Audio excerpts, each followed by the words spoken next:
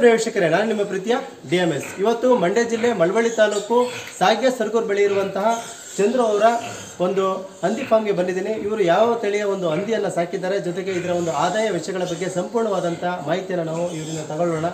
ಬನ್ನಿ friends. Sir ನಮಸ್ತೆ, ಹೇಗಿದ್ದೀರಿ ಸರ್? ಚೆನ್ನಾಗಿದೆ ಸರ್. ಈ ಒಂದು ಹಂದಿ ಫಾರ್ಮ್ನ ಮಾಡಬೇಕು ಅಂತ ನಿಮಗೆ ಯಾಕೆ ಅನಿಸ್ತು? ಹಂದಿ ಫಾರ್ಮ್ ಮಾಡಬೇಕು ಅಂತ ಅನ್ನೋದ್ರಿಂದ ಬೇರೆ ಎಲ್ಲ ಥರದ ಇದು ಎಲ್ಲ ನೋಡ್ಕೊಂಡು ಬಂದೆ. ನಾನು ಮಾಡಿದೆ, ನಷ್ಟ ಅನುಭವಿಸಿದೆ.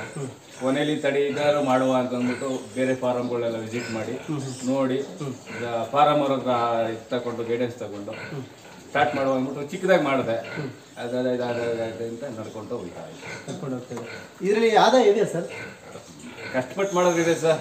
ಯಾರು ಲೇಬರ್ ಕಟ್ಬಿಟ್ಟು ಯಾರಿಗೂ ಕೊಟ್ಬಿಟ್ಟು ಹೋದ್ರೆ ಅದಾಗಲ್ಲ. ನಾವೇ ಇರಬೇಕು, ನಾವೇ ಮಾಡಬೇಕು. ಬೆಳಗ್ಗೆ ಸಾಯಂಕಾಲ ಬಂದು ನೋಡಬೇಕು, ಮಾಡೋದು ಅದೇ ಇದೆ. ಅದೇ ಖಂಡಿತ ಇದೆ. ನೀವು ಹಂದಿಗಳನ್ನ ನೀವು ಸ್ಟಾರ್ಟಿಂಗ್ ಎಲ್ಲಿ ತಂದ್ರಿ ಸರ್? ನಾವು ಮಳವಳ್ಳಿಯಿಂದ ನಾಗಣ್ಣ ಅಂತಿದ್ದಾರೆ, ಅವ್ರ ಫಾರ್ಮಿಂದ. ನಿಮ್ಮ ಹತ್ರ ಇವಾಗ ಸದ್ಯಕ್ಕೆ ಎಷ್ಟು ಹಂದಿಗಳಿವೆ? ಇವಾಗ ಕಮ್ಮಿ ಇದೆ, ಬರೀ ಬ್ರೀಡಿಂಗ್ ಪರ್ಪಸ್ ಮಾಡ್ತಾ ಇರೋದು. ನಮ್ಮದ್ರ 3 ಜಾತಿ ಇದೆ, 3 ತಳಿ ಬ್ರೀಡಿಂಗ್ ಮಾಡಿ. Only breeding purpose? ಕಟಿಂಗ್ ಏನಿಲ್ಲ? ಕಟಿಂಗ್ ಇದೆ. ಕಟಿಂಗ್ ಅಷ್ಟು ಮಾಡಲ್ಲ, ಈಗ ಇದನ್ನು ಸ್ವಲ್ಪ ದಿನ ಹೋಗ್ಬೇಕು.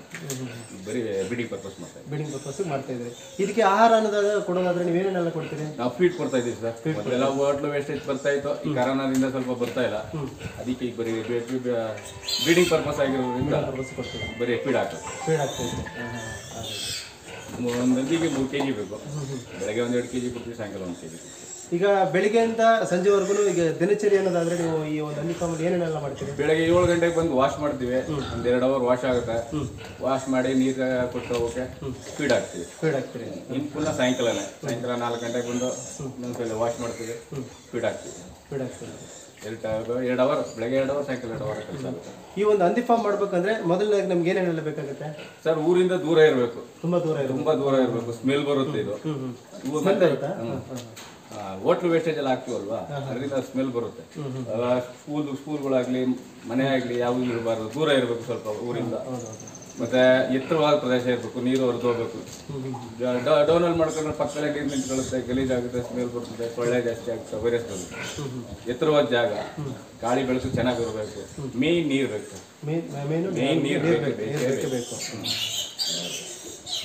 ಈಗ ನೀವು ಬ್ರೀಡಿಂಗ್ ಪರ್ಪಸ್ಗೆ ಅಂತ ಹೇಳಿದ್ರೆ ಒಂದು ಹಂದಿ ಎಷ್ಟು ಮರಿಗಳು ಹಾಕ್ಬೋದು?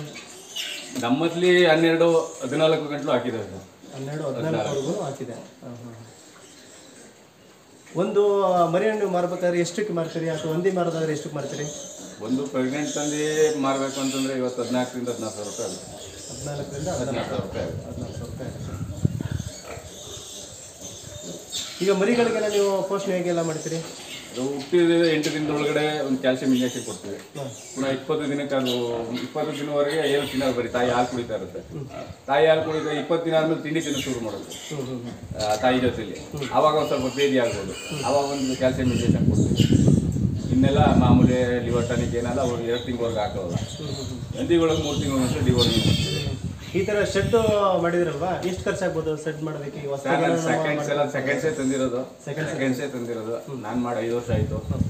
5 ವರ್ಷದಿಂದ ಒಂದು 12 ಲಕ್ಷ ಖರ್ಚಾಗಿತ್ತು. 12 ಲಕ್ಷ ಖರ್ಚಾಗಿತ್ತು.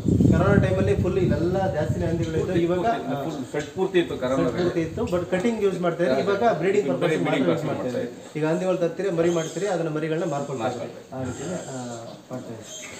ಸರ್, ಇವಾಗ ನಿಮ್ಮ ಹತ್ರ ಯಾವ ತಳಿಯ ಒಂದು ಹಂದಿಗಳಿವೆ, ಅವಕ್ಕೆ ಯಾವ ರೀತಿಯೆಲ್ಲ ಪೋಷಣೆಗಳು ಮಾಡ್ತೀರಿ, ಜೊತೆಗೆ ಆ ಮರಿಗಳು ಹೇಗಿದೆ ಅನ್ನೋದ್ರ ಬಗ್ಗೆ ಸ್ವಲ್ಪ ನಮಗೆ ಡೀಟೇಲ್ಸ್ ತೋರಿಸ್ತೀರಾ? ಜೊತೆಗೆ ಅದನ್ನ ಹಂದಿಗಳನ್ನ ನೀವು ಹಾಗೆ ತೋರಿಸ್ಕೊಂಡು ನಮ್ಮ ವೀಕ್ಷಕರಿಗೆ ಅದನ್ನು ಹೇಳ್ಕೊಡ್ತೀರಾ ಸ್ವಲ್ಪ ಡೀಟೇಲ್ಸು? ಓಕೆ ಸರ್, ಬನ್ನಿ ಫ್ರೆಂಡ್ಸ್. ಆ ಒಂದು ಹಂದಿಗಳು ಯಾವ ತಳಿಯ ಹಂದಿಗಳಿವೆ, ಅದನ್ನು ಯಾವ ಥರ ಬ್ರೀಡಿಂಗ್ ಮಾಡ್ತಾರೆ ಅನ್ನೋದ್ರ ಬಗ್ಗೆ ಸಂಪೂರ್ಣವಾದಂಥ ಮಾಹಿತಿಯನ್ನು ಈಗ ತಗೊಳ್ಳೋಣ. ಕೂಲಂಕುಷವಾಗಿ ನನ್ನ ಅವರ ಏನು ಹೇಳ್ತೀರಾ ಅದೆಲ್ಲೂ ಕೂಡ ನೀಟಾಗಿ ನಿಮಗೆ ತೋರಿಸ್ತೀನಿ. ಬನ್ನಿ ಫ್ರೆಂಡ್ಸ್, ನೋಡೋಣ. ಒಂದು ಬ್ರೀಡಿಂಗ್ ಸಲ್ಗ, ಅದನ್ನು ಸಲ್ಗನ ಗಂಡಂದಿ breeding purpose land race sir. ಅದು ಲ್ಯಾಂಡ್ ರೇಸ್ ಅಂತನಾ? ಇದು ಯಾರ್ಕ್ಷೈರ್. ಇದು ಯಾವುದು? ವೈಟ್. ಇದು ಯಾರ್ಕ್ಷೈರ್. ಇದೆಲ್ಲ ಮಿಕ್ಸ್ ಆಗಿರೋದು. ಲ್ಯಾಂಡ್ ರೇಸ್ ಯಾರ್ಕ್ಷೈರ್ ಮಿಕ್ಸ್ ಆಗಿರೋದು. ಇದು ಇನ್ನು ದೂರಕ್ಕೆ ಬಂದು ಅಲ್ಲಿದೆ. ಈ ಸಲ್ಗ ತುಂಬ ಎಷ್ಟು ಕೆಜಿ ಬರ್ಬೋದು ಸರ್? ಇದು 170-180 kg ಬರುತ್ತೆ. 170-180 kg ಬರುತ್ತೆ. ಈಗ ಇಲ್ಲಿರುವಂಥ ಹಂದಿಗಳಿಗೆಲ್ಲ ಇದರಿಂದ ಕೂಡ ಬ್ರೀಡಿಂಗ್ ಮಾಡುವಂಥದ್ದು. ಒಂದೇ ಕಡೆ ಸಲಗ ತರಲ್ಲ. ಈ ನಾವು ಇಲ್ಲಿ ನಮ್ಮಲ್ಲಿ ಹುಟ್ಟೋದು ಸಲಗ ಮಡಿಕೊಳ್ಳಲ್ಲ, ನಾವು ಬೇರೆ ಕಡೆಯಿಂದ ತರ್ತೀವಿ. ಇನ್ ಬ್ರೀಡಿಂಗ್ ಆಗ್ಬಿಡುತ್ತೆ. ಇವಕ್ಕೆಲ್ಲ ನೀರೇನು ಕುಡಿಬೇಕು ಅಂದರೆ ಈ ರೀತಿ ಮಾಡ್ತೀರಾ? ಈ ರೀತಿ ಮಾಡ್ತೀರಾ ನೀರು ಕುಡಿಯೋದಕ್ಕೆ? ವ್ಯವಸ್ಥೆ. ಮತ್ತು ಇದ್ರ ಮರಿಗಳೆಲ್ಲ ಹೇಗಿದೆ ಒಂದು ಸ್ವಲ್ಪ ತೋರಿಸ್ತೀರಾ ಸರ್? ಬನ್ನಿ.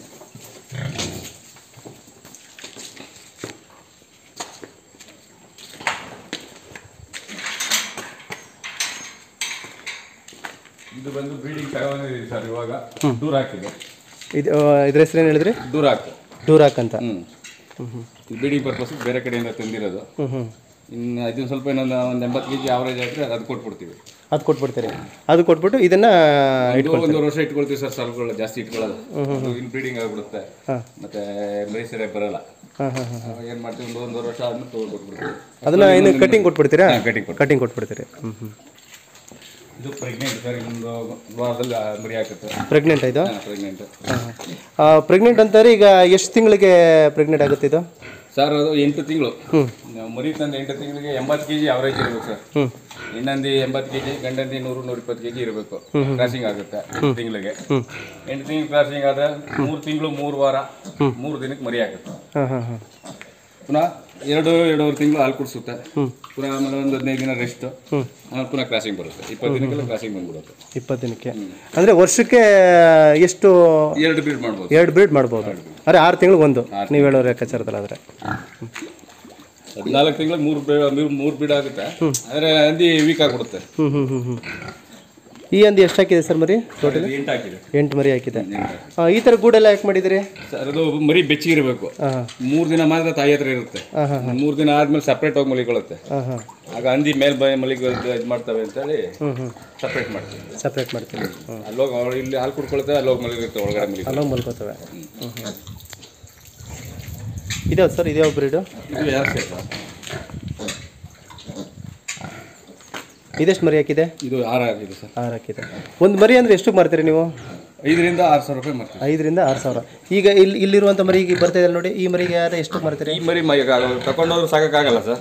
2-2.5 ತಿಂಗಳು ಹಾಲು ಕುಡಿಬೇಕು. ಊಟ ತಿನ್ನೋದು ಬರ್ಬೇಕಾದ್ರೆ. ಅವಾಗ ಎಷ್ಟು ತಿಂಗಳು ಮಾರ್ತೀರಿ ಹಾಗಾದ್ರೆ? 3 ತಿಂಗಳು 3 ತಿಂಗಳು ಮಾರ್ತೀರಿ. 18-20 kg ಬಂದಿರುತ್ತೆ. ಇದಾವ ತಳಿ ಸರ್? ಇದು ಯಾಕ್ಸರ್ ಇದೆ. ಯಾರ್ಕ್ಷರು ತಾಯಿ ಚೆನ್ನಾಗಿರುತ್ತೆ. ತಾಯಿ ಅಂದ್ರೆ ಮರಿಗಳನ್ನ ನೀಟಾಗಿ ಸಾಕೊಳ್ಳುತ್ತೆ. ಹಾಲು ಚೆನ್ನಾಗಿ ಬರುತ್ತೆ, ಬೇಗ ಗ್ರೋತ್ ಆಗುತ್ತೆ. ಇದು ಬೇಗ ಗ್ರೋತ್ ಆಗುತ್ತೆ. ಈಗ ಇದು ಮಾರೋ ರೀತಿಯಲ್ಲಿ ಬಂದಿದೆ. ಇದು ಆಹಾರ ಏನು ಅದೇ? 1.5 ತಿಂಗಳಾಗಿದೆ ಅಷ್ಟೇ. ಅದಕ್ಕಿನ್ನ 1.5 ತಿಂಗಳು ಮರಿ ಅದು. ಇದಾವ ಸರ್? ಇದು ಸೇಮ್ ಯಾರ್ಕ್ಷರೇನೆ. ಈಗ ಅಲ್ಲಿ ಹೋಗ್ತಾರ ಮರಿಗಳು ಎಷ್ಟು ತಿಂಗಳು? 12 ದಿನ ಆಗಿದೆ ಸರ್. 12 ದಿನ ಅಷ್ಟೇ. ಸರಿ ಸರ್. ಇದರಿಂದ ಫುಡ್ ಏನು ಹೋಟೆಲ್ ಫುಡ್ ಏನು ಕೊಡೋ ಅವಶ್ಯಕತೆ ಇಲ್ಲ, ಓನ್ಲಿ ಫೀಡಿಂಗ್ ಆಗ್ತದೆ. ಇದರಲ್ಲಿ 3 ಥರ ಫೀಡ್ ಬರುತ್ತೆ.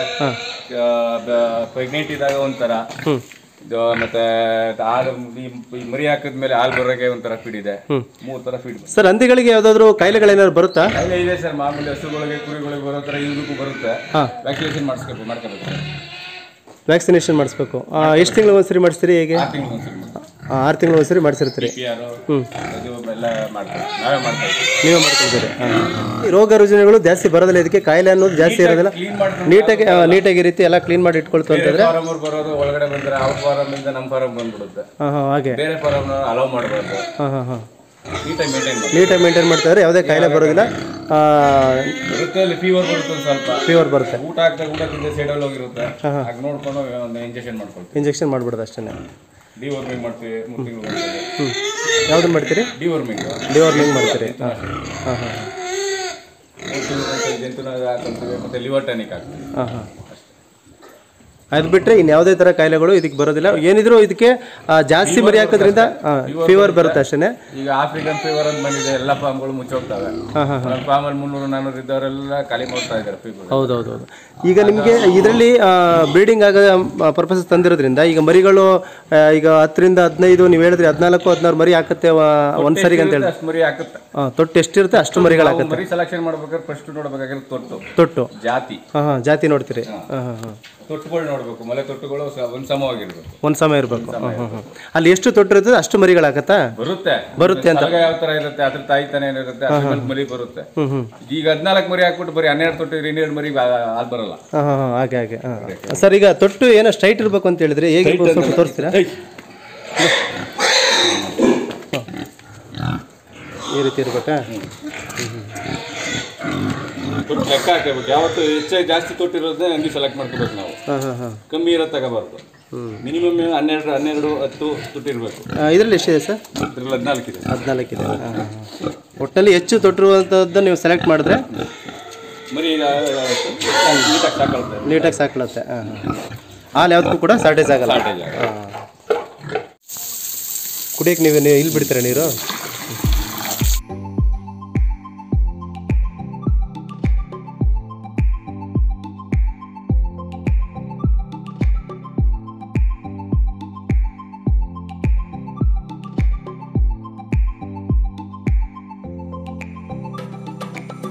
ಹಂದಿ ಫಾರ್ಮಿಂದ ನಿಮಗೆ ಸಾಕಷ್ಟು ಆದಾಯ ಆಗುತ್ತೆ ಅಂತಲೂ ಕೂಡ ಹೇಳಿದ್ರಿ. ಕೊನೆಯದಾಗಿ ನಮ್ಮ ವೀಕ್ಷಕರು ನೋಡ್ತಾ ಇದ್ದಾರೆ, ಈ ಒಂದು ವಿಡಿಯೋ ನೋಡ್ತಾ ಇದ್ದಾರೆ, ಅವರು ಕೂಡ ಏನಾದರೂ ಹಂದಿ ಫಾರ್ಮಿನ ಮಾಡಬೇಕು ಅನ್ನುವಂಥವ್ರಿಗಾದರೆ ನೀವು ಕಿವಿ ಮಾತು ಹೇಳೋದಾದರೆ ಏನಂತ ಹೇಳ್ತೀರಾ? ಅವ್ರಿಗೆ ಏನಂತ ಹೇಳ್ತೀರಿ? ಈಗ ಹಂದಿ ಫಾರ್ಮ್ ಮಾಡಿ ಅಂತ ಹೇಳ್ತೀರಾ, ಬೇಡ ಅಂತ ಹೇಳ್ತೀರೋ, ಏನು ಹೇಳೋಕ್ಕೆ ಇಷ್ಟಪಡ್ತೀರಾ ಅವ್ರಿಗೆ ನೀವು? ಅವು ಮಾಡ್ತೀನಿ ಅಂತ ಇಷ್ಟಪಟ್ಟು ಮಾಡಿದ್ರೆ ಮಾಡ್ಬೋದು ಸರ್. ಆದಾಯ ಇದೆ, ಶ್ರಮ ಇದೆ, ಆದಾಯನೇ ಇದೆ. ಶ್ರಮ ಇದೆ, ಆದಾಯ ಇದೆ. ಈಗ ಮೇಕೆ ಫಾರ್ಮ್, ಕೋಳಿ ಫಾರ್ಮ್ ಅವಕ್ಕಿಂತ ಸ್ವಲ್ಪ ಇದು ರಿಸ್ಕ್ ಆಗುತ್ತೆ, ಇದು ಸ್ವಲ್ಪ ಇನ್ನೂ ಈಸಿ ಆಗುತ್ತೆ. ಒಂದು ಆರಾಮಾಗಿ ಮೇಂಟೈನ್ ಮಾಡ್ಬೋದು. ಇಲ್ಲಿ ಈಗ ಒಂದು ಫಾರ್ಮ್ ನಾವು ಮೇಂಟೈನ್ ಮಾಡ್ಬೇಕಾದ್ರೆ ಎಷ್ಟು ಜನ ಪೂರ್ತಿ ಇದ್ರೆ ಇಬ್ರು ಸಾಕು ಸರ್. 400 ಮೇಂಟೈನ್ ಮಾಡ್ಬೋದು, ಆರಾಮಾಗಿ ಮೇಂಟೈನ್ ಮಾಡ್ಬೋದು. ಇದಕ್ಕೇನು ಇದು ಮಾಡೋಂಗೆಲ್ಲ ಏನಿಲ್ಲ, ತೊಳಿಬೇಕು, ಫುಡ್ ಹಾಕ್ಬೇಕು ಅಷ್ಟೇ. ಅದರಿಂದ ಇಬ್ಬರೇ ಸಾಕು, ಏನು ಜಾಸ್ತಿ ಜನ ಏನು ತಗೊಳ್ಳಲ್ಲ. ಇಬ್ಬರಿದ್ರೆ ನೀಟಾಗಿ ಮಾಡ್ತೀವಿ ಅಂತಂದ್ರೆ ಇಬ್ಬರು ಸಾಕು. ಒಟ್ಟಲ್ಲಿ ಇದರಿಂದ ತುಂಬಾ ಆದಾಯ ಇದೆ, ಮಾಡ್ಬೋದು ಅಂತ ನೀವು ನಮ್ಮ ವೀಕ್ಷಕರಿಗೆ ಹೇಳ್ತಾ ಇದ್ರಿ. ಮಾಡ್ಬೋದು, ಏನು ಶ್ರಮ ಬಿದ್ದು ಅಥವಾ ಶ್ರದ್ಧೆಯಿಂದ ಮಾಡೋದಾದ್ರೆ, ಶ್ರದ್ಧೆಯಿಂದ ಮಾಡೋದು ಯಾವ್ದು ಎಲ್ಲರೂ ಕೂಡ ಅನುಕೂಲ ಆಗುತ್ತೆ. ಈ ಆಳು ಕಾಳು ಇಟ್ಕೊಂಡು ನಾವು ಎಲ್ಲೋ ಒಂದ್ ಕಡೆ ಇರ್ತೀವಿ, ಅದಾಗಲ್ಲ. ನಾವೇ ಖುದ್ದಾಗಿ ಬಂದು ನೋಡಿ ಅದರ ಯೋಗಕ್ಷೇಮವನ್ನು ವಿಚಾರಿಸೋದ್ರ ಜೊತೆಗೆ ಅನುಕೂಲವಾಗಿ ನಾವು ಮಾಡೋದ್ರಿಂದ ಆಗುತ್ತೆ ಅಂತ ಹೇಳ್ತೀವಿ. ನಿಮ್ಮ ಹತ್ರ ಮಾತಾಡಿ ನಿಮಗೆ ತುಂಬ ಖುಷಿ ಆಯ್ತು ಸರ್. ಈ ಥರ ಹಂದಿ ಫಾರ್ಮ್ ಮಾಡಿ ನೀವು ತುಂಬ ಸಕ್ಸಸ್ಸನ್ನು ಕಂಡಿದ್ರಿ, ಜೊತೆಗೆ ಆದಾಯನೂ ಕೂಡ ಮಾಡ್ತೇನೆ ಅಂತ ಹೇಳ್ತೀರಿ. ಬ್ರೀಡಿಂಗಲ್ಲಿ ಸಾಕಷ್ಟು ಥರದ ಬ್ರೀಡಿಂಗ್ ಕೂಡ ಮಾಡಿದೆ ಅಂತ ಹೇಳಿದ್ರಿ. ತುಂಬ ಖುಷಿ ಆಯಿತು ನಿಮ್ಮ ಜೊತೆ ಮಾತಾಡಿ. ಧನ್ಯವಾದಗಳು ಸರ್. ನೋಡೋಣ ಫ್ರೆಂಡ್ಸ್, ಈ ಒಂದು ಹಂದಿ ಫಾರ್ಮ್ ಮಾಡೋದ್ರಿಂದ ಏನೇನೆಲ್ಲ ಆದಾಯವನ್ನು ಗಳಿಸ್ಬೋದು ಅಂತೇಳಿ ನಮ್ಮ ಚಂದ್ರ ಸರ್ ಅವರು ನಮಗೆ ತಿಳಿಸ್ಕೊಟ್ರು. ನೀವು ಕೂಡ ಏನಾದರೂ ಹಂದಿ ಫಾರ್ಮ್ ಮಾಡೋದಾದರೆ ಈ ಒಂದು ವಿಡಿಯೋನ ನೋಡಿ, ಅದಕ್ಕೆ ಇನ್ನೂ ಡೀಟೇಲ್ಸ್ ಏನಾದ್ರು ಬೇಕು ಅನ್ನೋದಾದರೆ ನಮ್ಮ ಒಂದು ಕಮೆಂಟ್ ಸೆಕ್ಷನಲ್ಲಿ ಕಮೆಂಟ್ಸ್ ಮಾಡಿ ಅಂತ ಹೇಳ್ತಾ, ಇದೇ ಥರದ ವಿಡಿಯೋಗಳನ್ನು ನಾನು ಮುಂದೆ ನಿಮ್ಮ ಮುಂದೆ ತರ್ತೀನಿ ಅಂತ ಹೇಳ್ತಾ ಈ ಒಂದು ವಿಡಿಯೋ ನಾನು ಇಲ್ಲಿಗೆ ಮುಗಿಸ್ತಾ ಇದ್ದೀನಿ. ಧನ್ಯವಾದಗಳೊಂದಿಗೆ ನಾನು ನಿಮ್ಮ ಪ್ರೀತಿಯ DMS.